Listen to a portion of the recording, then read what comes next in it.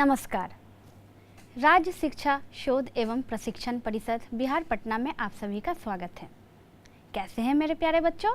आशा करती हूँ अच्छे और स्वस्थ होंगे।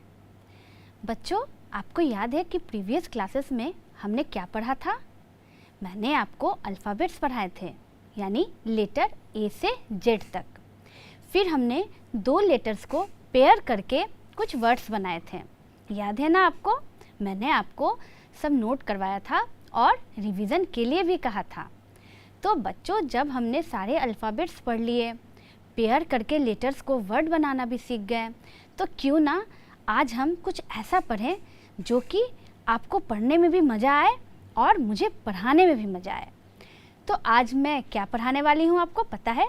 आज हम पढ़ेंगे लेसन 23 दिस एंड दैट, यानी कि आज हम आपके टेक्स्ट बुक का लेसन 23 पढ़ने वाले हैं, जो कि है this versus that.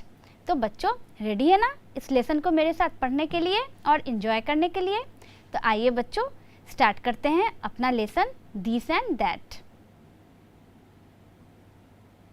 This and that. यहाँ आपको दो सेब दिख रहे हैं। दोनों में क्या डिफरेंस है? एक सेब पास है और बड़ा दिख रहा है, और एक सेब थोड़ा सा दूर है और थोड़ा सा छोटा दिख रहा है।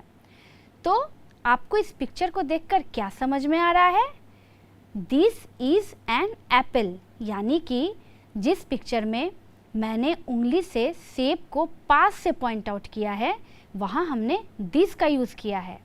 यानी कि दिस का यूज़ हम तब करते हैं जब कोई वस्तु या जब कोई चीज़ हमारे पास हो, हमारे क्लोज या हमारे नियर हो, उस समय हम दिस का यूज़ करते हैं। जैसे ये एप्पल हमारे बिल्कुल पास है, इसीलिए हमने यहाँ दिस इज़ एन एप्पल लिखा है। लेकिन दूसरे पिक्चर में एप्पल कहाँ चला गया? हमसे थोड़ा दूर चला गया, यानी फार चला गया। तो जब कोई वस्तु हमसे थोड़ी दूर पे रहती है, तो उसे दिखाने या बताने के लिए हम दैट का यूज़ करते हैं। जैसे देखिए, मैंने यहाँ सेब को दिखाने के लिए क्या यूज़ किया है? दैट इज़ एन एप्पल, है ना? तो दिस इज़ एन एप्पल, यानी कि यह एक सेब है, और दैट इज़ एन एप्पल, यानी कि वह एक सेब है। तो यह और वह में आपको अंतर समझ में आ रहा है ना कि दिस का यूज़ कब करते हैं और दैट का यूज़ कब करते हैं? तो बच्चों, एक बार मैं फिर से आपको समझा दूं कि दिस का यूज़ हम जब भी करते हैं जब कोई वस्तु हमारे पास हो, यानी हमारे नियर हो। लेकिन जब कोई वस्तु हमसे दूर हो, यानी फार अवे हो, तो उस समय हम दैट का यूज़ करते हैं। आपको समझ में आया ना? तो इसको और भी क्लियरली समझने के लिए हम यहाँ कुछ पिक्चर्स देखेंगे और दिस और दैट के कंसेप्ट को और भी अच्छे से समझेंगे। तो चलिए बढ़ते हैं लेसन में आगे। अ बॉल, ये क्या है? एक गेंद है। तो इस गेंद को मैं कहाँ से पॉइंट आउट कर रही हूँ? ये गेंद मेरे उंगली के पास है या बहुत दूर है? बताइए। पास है, तो नियर के लिए हमने क्या यूज़ किया है? This is a ball. ये क्या है? ये एक गेंद है जो कि मेरे पास है, मेरे नियर है, इसीलिए हमने यहाँ यूज़ किया है दिस वर्ड का। लेकिन अगर ये गेंद दूर चला जाए तो हम क्या यूज़ करते हैं? दैट इज़ अ बॉल, है ना? लेकिन ये गेंद कहाँ है? पास है, इसीलिए पास की वस्तु को दिखाने के लिए क्या यूज़ करते हैं? दिस यूज़ करते हैं। तो आइए आगे बढ़ते हैं, देखते हैं और क्या है। अ कैप, यानी कि एक टोपी। तो ये टोपी जो है ना, वो मुझसे दूर चली गई है ना? जैसे बॉल मेरे करीब था, ये टोपी हमसे दूर है, तो इसे मैंने दूर से दिखाया है और आपसे कहा है कि वह एक टोपी है। तो इसे इंग्लिश में हम क्या कहेंगे? दैट इज़ अ कैप, यानी कि वह एक टोपी है। लेकिन अगर ये कैप हमारे फिंगर के पास आ जाए, तब दैट के जगह क्या यूज़ करेंगे? दिस यूज़ करेंगे, है ना। दिस इज़ अ कैप, लेकिन ये कैप तो हमसे फार अवे है, यानी दूर है। तो दूर के लिए हमने यहाँ यूज़ किया है दैट का। आपको समझ में आ रहा है ना कंसेप्ट दिस और दैट का। तो आइए इसे और अच्छे से कुछ पिक्चर से समझते हैं। अ लीफ यानी कि एक पत्ता। तो मैं इस पत्ते को पॉइंट आउट कर रही हूँ पास से। तो बच्चों यहाँ क्या होगा, यह एक पत्ता या वह एक पत्ता, क्या आप बदलेंगे? ये पास है तो इसीलिए यहाँ हम लिखेंगे दिस इज़ अ लीफ, यानी कि यह एक पत्ता है ना। आप देख रहे हैं ना। लेकिन इस पत्ते को अगर मैं दूर कर दूंगी तो दिस के जगह क्या हो जाएगा, दैट हो जाएगा, है ना। बहुत आसान। तो दिस इज़ अ लीफ यानी कि यह एक पत्ता है। आगे देखते हैं और क्या आता है। ये आया एक कार यानी कि गाड़ी। तो गाड़ी मेरे पास है या दूर है? गाड़ी हमसे दूर है और इसे मैं दूर से दिखा रही हूँ, इसीलिए यहाँ क्या यूज़ हुआ है, दैट इज़ अ कार, वह एक गाड़ी है ना। लेकिन गाड़ी अगर पास आ जाए तो दैट की जगह क्या लगेगा, दीज लगेगा। लेकिन गाड़ी तो यहाँ दूर है तो इसीलिए यहाँ हो गया है दैट इज़ अ कार, वह एक कार है ना। तो आगे बढ़ते हैं, देखते हैं अब कौन सा पिक्चर आता है। ये आया एक चूहा। तो बच्चों ये चूहा तो बिल्कुल मेरे पास है ना। तो आप अपने टेक्स्ट बुक में भी देख सकते हैं, आपके टेक्स्ट बुक में भी चूहा कहाँ है, फिंगर के पास है। और यहाँ भी चूहा कहाँ है, बिल्कुल पास है ना। तो यहाँ दीज या दैट क्या यूज़ हुआ है, यहाँ यूज़ हुआ है दीज का, यानी कि दिस इज़ अ रैट, यानी यह एक चूहा है। लेकिन चूहा अगर कूद कर दूर भाग जाए तो उससे हमें क्या कहना पड़ेगा कि वह एक चूहा है। तो वह के लिए क्या यूज़ करते हैं, दैट का यूज़ करते हैं। और यह के लिए क्या यूज़ करते हैं, दीज का यूज़ करते हैं। इसीलिए यहाँ क्या लिखा हुआ है, दिस इज़ अ रैट, यह एक चूहा है ना। तो आशा करती हूँ कि आपको कंसेप्ट अच्छे से समझ में आ रहा होगा। तो आगे बढ़ते हैं। अब आता है शेर। तो ये शेर कहाँ है, पास है या दूर है? बताइए, पढ़िए क्या लिखा हुआ है, दैट इज़ अ लायन, यानी कि वह एक शेर है। दिस मतलब यह और दैट मतलब वह।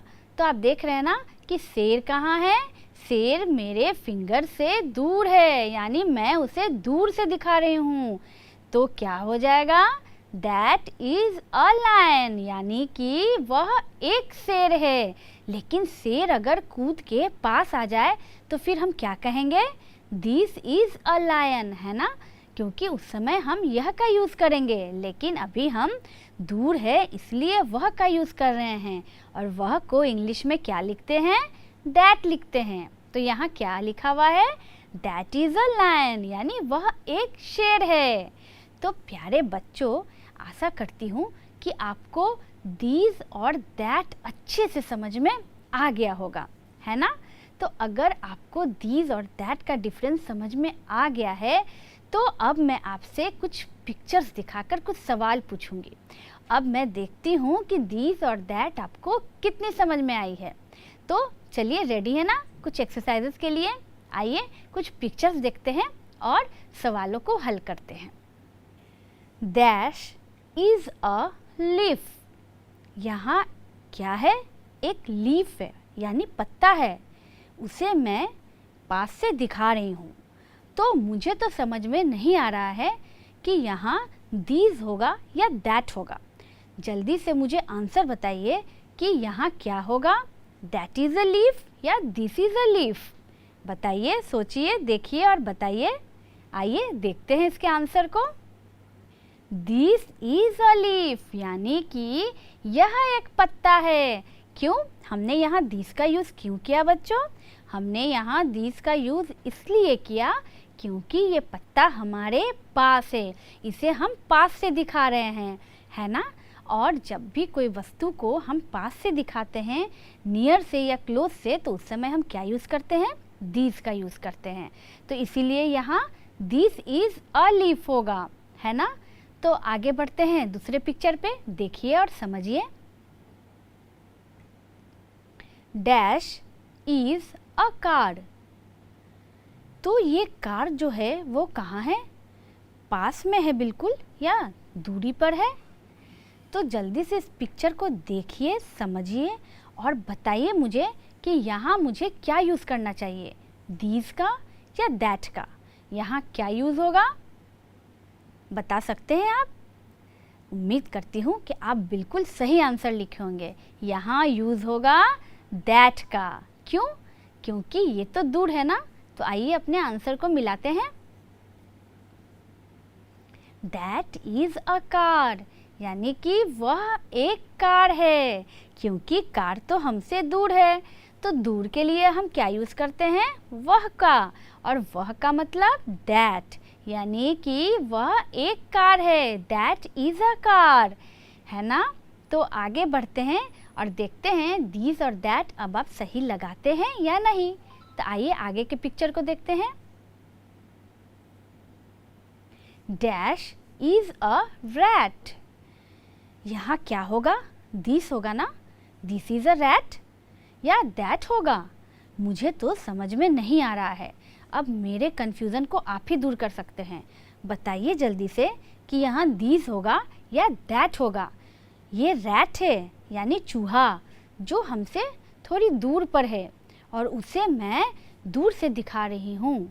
तो मैं यहाँ दिस का यूज़ करूँ या दैट का यूज़ करूँ? बताइए बच्चों। आइए देखते हैं कि मैंने यहाँ किस चीज़ का यूज़ किया है। दैट इज़ अ रैट, यानी कि वह एक चूहा है ना। आपने भी दैट ही यूज़ किया ना। क्यों? क्योंकि बहुत इजी सी बात है।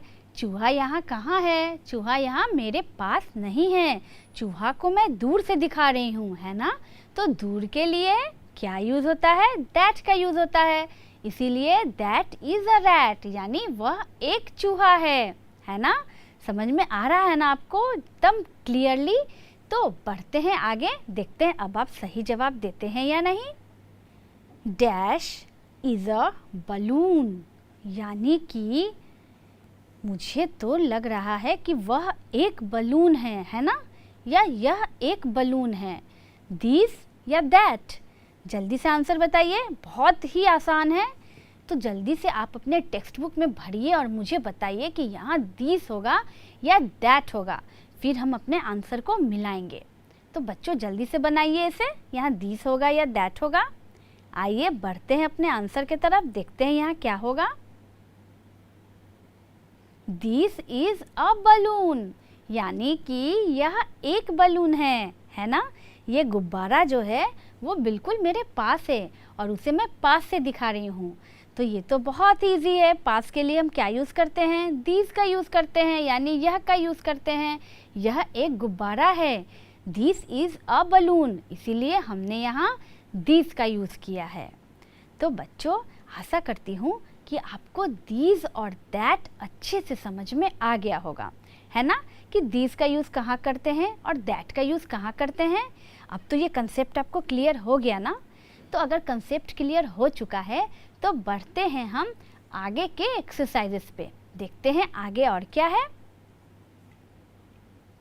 जल्दी से बताइए, ये पिक्चर में क्या होगा? डैश इज ए लायन, क्या होगा? ये एक शेर है या वह एक शेर है?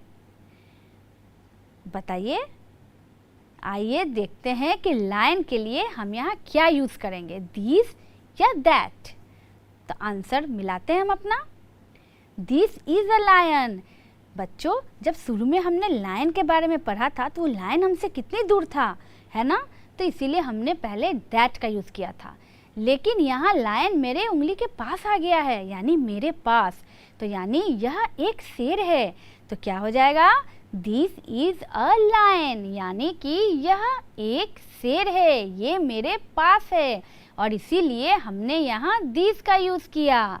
तो देखा बच्चों आपने कि कैसे हमने पिक्चर्स को देख करके दिस और दैट झट से बना लिए। आपने भी बना लिया ना? तो मज़ा आ रहा है ना दिस और दैट पढ़ने में? और ये है भी बहुत आसान ना। अब तो कोई भी वस्तु को अगर मैं आपको दिखाऊंगी तो आप दिस और दैट तुरंत पता कर लीजिएगा, है ना, कि यहाँ दिस लगेगा या दैट लगेगा। तो अगर आपको ये पता हो चुका है तो बढ़ते हैं आगे के एक्सरसाइजेस पे और उसे सॉल्व करते हैं। Look at the pictures and complete the sentences.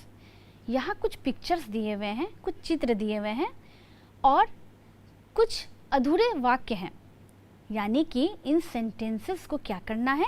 Complete करना है, पूरा करना है। जैसे दिस इज़ अ डैश। आप पिक्चर देखिए और समझिए कि ये कौन सी वस्तु है, इस वस्तु का नाम क्या है? That is a dash. This dash a dash. Dash dash a dash and this dash dash dash. तो बच्चों इन डैशेस में क्या भराएगा?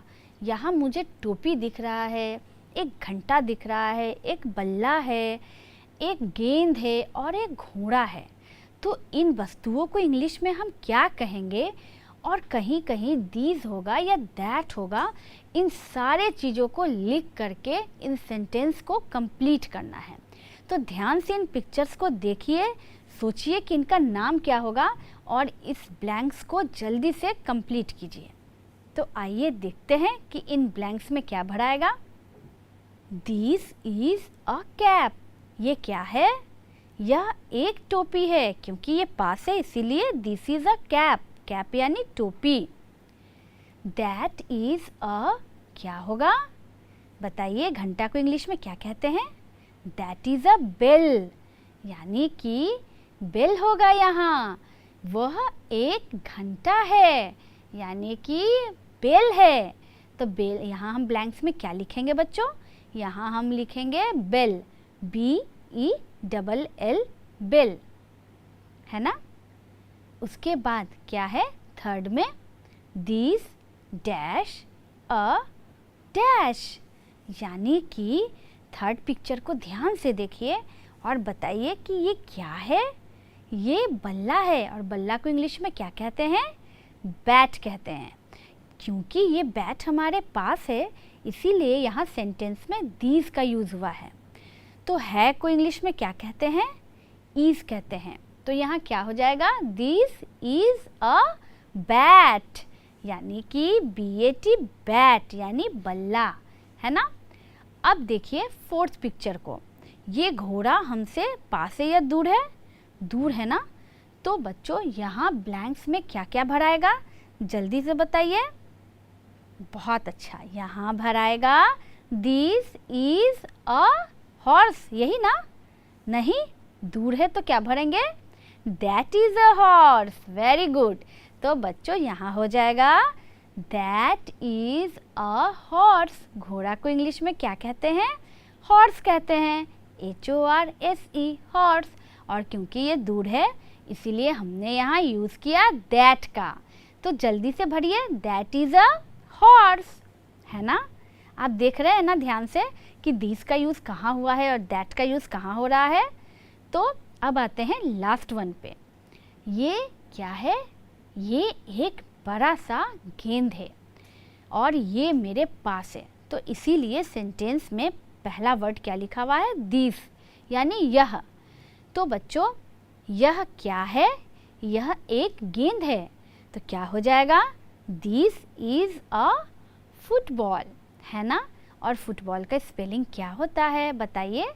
फुटबॉल का स्पेलिंग होता है FOOTBALL, फुटबॉल। तो यहाँ हम क्या लिखेंगे? दिस इज़ अ फुटबॉल, है ना, यानी कि यह एक फुटबॉल है। तो जल्दी से आप अपने टेक्स्ट बुक में भी इसे उतारिए और लिखिए यहाँ दिस इज़ अ फुटबॉल। तो देखा आपने कि कितना इजीली हमने इसे सॉल्व कर दिया। आपको समझ में आया ना कि दिस का यूज़ यहाँ कहाँ हुआ है और दैट का यूज़ कहाँ हुआ है ना बच्चों। तो बढ़ते हैं आगे के एक्सरसाइज में, देखते हैं आगे क्या है। रीड लाउडली यानी आपको जोर से पढ़ना है मेरे साथ। क्या है ये? THIS this, FISH fish. तो बच्चों दीस का मतलब तो आपको पता है, यह फिश मतलब क्या होता है? मछली। दैट, THAT दैट यानी वह, और RAT रैट यानी कि चूहा। BALL बॉल यानी गेंद। CALL कॉल यानी कि बुलाना। CAKE केक, जो हम काटते हैं किसी ओकेज़न में, है ना, और खाते हैं। और ये क्या लिखा हुआ है? FAKE फेक, यानी कि जो कि झूठा हो, गलत हो। लास्ट में क्या है? बेल, BELL बेल, यानी कि घंटा, या फिर जिसे घंटी भी कहते हैं। और उसके सामने क्या लिखा हुआ है? SELL सेल, यानी कि बेचना। तो बच्चों यहाँ आपको कुछ समझ में आया कि ये word this, that, ball, cake और बेल के सामने क्यों लिखा हुआ है? ये सारे एक दूसरे के रैमिंग वर्ड हैं, यानी जो सुनने और बोलने में एक जैसे लगते हैं। जैसे, आइए इसे जोर से पढ़ते हैं, मेरे साथ पढ़िए। This fish, that rat, ball call, cake fake, bell sell. एक बार फिर से पढ़ते हैं। This fish, that rat, ball call, cake fake, bell sell. तो देखा आपने कि कैसे मज़े में हमने इन रैमिंग वर्ड्स को पढ़ा। तो मज़ा आया ना आपको रैमिंग वर्ड्स पढ़ने में? और समझ में आया ना कि रैमिंग वर्ड्स कैसे होते हैं, जो सुनने और बोलने में एक जैसे लगते हैं। तो बच्चों रैमिंग वर्ड्स के बाद आगे बढ़ते हैं और देखते हैं कि और क्या है आपके टेक्स्ट बुक में। ये है केक, यानी कि माई केक, मेरा केक। बच्चों इस केक को देखिए और आप मुझे ये बताइए कि आप अपने बर्थडे में केक काटते हैं ना? और आप अपना बर्थडे कैसे सेलिब्रेट करते हैं? फ्रेंड्स के साथ, फैमिली के साथ, स्कूल में, या फिर घर में रिलेटिव्स के साथ, या फिर कहीं घूमने जाते हैं अपने पेरेंट्स के साथ। तो बच्चों मुझे जल्दी से बताइए कि आप अपना बर्थडे कैसे सेलिब्रेट करते हैं। और इस टेस्टी केक को भी देखिए, ये डिलीशियस लग रहा है ना? इसे जल्दी से कट करके खा लें। तो बच्चों ये केक ब्लैक एंड वाइट था, जिसे मैंने कलर करके इतना सुंदर और टेस्टी बना दिया है। तो मैंने तो इसे अपने तरीके से कलर किया है। तो आपको भी अपने बुक में केक को कलर करना है। कैसे? देख लीजिए मैंने कैसे कलर किया है इसे। अगर आपको इससे अच्छे से कलर करने आता है तो आप उसे और अच्छे से कलर कीजिएगा, है ना? देखते हैं आगे। Colour the picture and trace the words, यानी यहाँ आया आपका केक। ये केक आपके लिए है। अब इस केक को आप जैसे डेकोरेट कर सके और जैसे टेस्टी बना सके, डिलीशियस बना सके, वो आपके हाथ में है। मैंने अपना केक आपको दिखाया ना, तो अब आपकी बारी है अपने केक को डेकोरेट करने की। तो बच्चों क्या करना है, यहाँ इस केक को डेकोरेट करना है, कलरफुल करना है, सुंदर से कलर करना है और ट्रेस करना है उसके बगल में लिखे हुए वर्ड्स को। तो ये वर्ड्स डॉट डॉट में क्या लिखे हुए हैं? ये लिखा हुआ है हैप्पी बर्थडे, यानी कि इसके ऊपर आपको पेंसिल चला करके इसको हाईलाइटेड करना है ना? और नीचे राइट योर नेम। अब जब केक आपका है, आपका बर्थडे है, तो फिर अपना नाम तो लिखना बनता है ना? तो इसीलिए नीचे लिखेंगे आप अपना नाम। तो बच्चों ये आपका होमवर्क होगा।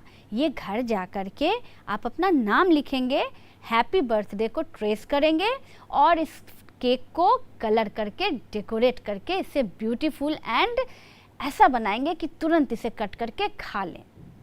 तो बच्चों आशा करती हूँ कि आपको ये लेसन दिस एंड दैट अच्छे से समझ में आ गया होगा, है ना? अब केक देखकर मुंह में तो पानी आ ही रहा है। तो कल जब मैं आपसे क्लास में आऊँगी तो आपसे पूछूंगी, तो आप मुझे अपना केक दिखाइएगा और मुझे बताइएगा कि कैसे आप अपना बर्थडे सेलिब्रेट करते हैं, ठीक है? तो आशा करती हूँ कि आपको दिस और दैट का कंसेप्ट क्लियरली समझ में आ गया होगा। अब तो कोई कंफ्यूजन नहीं होगा, है ना। तो मैं यहाँ आपको किसी से मिलाती हूँ, ठीक है। अब देखिए कौन आया है, ये है मेरे पास एक गर्ल, ठीक है बच्चों। ये क्या है, ये गर्ल है ना। तो अब आप मुझे ये बताएंगे कि ये गर्ल जो है बच्चों, ये दीस होगा इसमें या दैट होगा। मैं एक सेंटेंस बोलूँगी और उसे आप कंप्लीट करके जोर से बताइएगा कि इसमें दीस यूज़ करेंगे कि दैट यूज़ करेंगे, ठीक है। तो ये है मेरे हाथ में एक गर्ल। तो बच्चों मैं इसे पॉइंट आउट कर रही हूँ और आपको बता रही हूँ कि यह एक लड़की है या यह एक गुड़िया है। तो इसे इंग्लिश में क्या कहेंगे और यहाँ क्या यूज़ होगा यह के लिए, बताइए जल्दी से। दिस इज़ अ गर्ल या फिर दिस इज़ अ डॉल, है ना। यहाँ हमने दिस का यूज़ किया है क्योंकि ये गुड़िया जो है कहाँ है, बिल्कुल मेरे पास है ना। तो अब ये गर्ल गई अपने घर और आया मेरे पास कौन, एक बॉय आया, है ना। अब ये बॉय जो है ना बच्चों, ये बहुत नॉटी है, ये आपको हाय भी कह रहा है। तो ये बॉय आज है जो है ना, ये हमसे दूर है। तो इस बॉय को मैं यहाँ से पॉइंट आउट कर रही हूँ और मैं इसे क्या बताऊँगी, देखिए बताइए कि वह एक लड़का है। तो इसे इंग्लिश में कैसे कहेंगे बच्चों, क्या यूज़ करेंगे, दीज या that. That is a boy, क्योंकि ये बॉय जो है ये कहाँ है, फार अवे है, ये मेरे पास नहीं है, ये दूर है। इसीलिए हमने बॉय के लिए क्या यूज़ किया, दैट का यूज़ किया, है ना। तो अब इस बॉय को अब भी बाय बोलिए, ये भी गया अपने घर। तो मज़ा आया ना दिस एंड दैट पढ़ने में। तो बच्चों आशा करती हूँ अब आपको कोई कन्फ्यूज़न नहीं होगा। तो नेक्स्ट क्लास में एक नए लेसन के साथ फिर मैं आपके सामने होंगी।